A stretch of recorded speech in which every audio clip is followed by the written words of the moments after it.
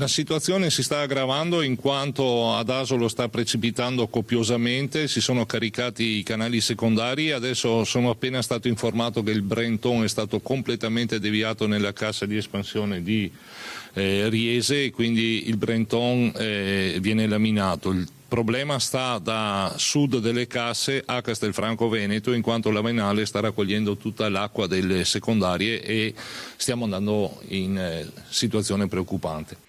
Ombrelli in mano, stivali. Quella di oggi per Castelfranco è stata una giornata di apprensione. Dopo l'alluvione di giovedì scorso e i danni subiti, queste ore sono state difficili, occhi puntati soprattutto sul fiume Avenale. La Venale è pericolosa? Sì. E lei ha riportato danni ai suoi vicini di casa? No, proprio dentro casa, sono scantinato i danni, sì.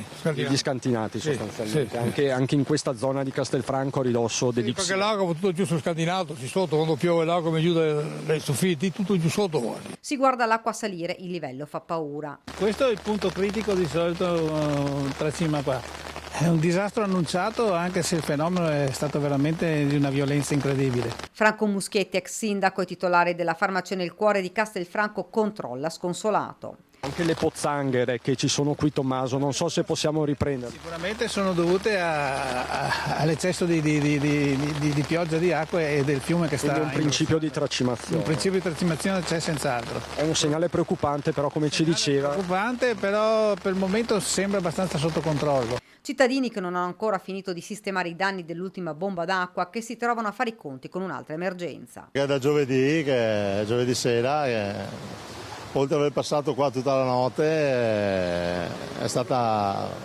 devastante perché fra danni, tensione e tutto il resto siamo ben provati tutti quanti. Ecco. Mario che ha perso ben 3 auto nei giorni scorsi. Sì, purtroppo sì. Su 4 macchine sono riuscito a salvarne una perché non c'è stato molto tempo.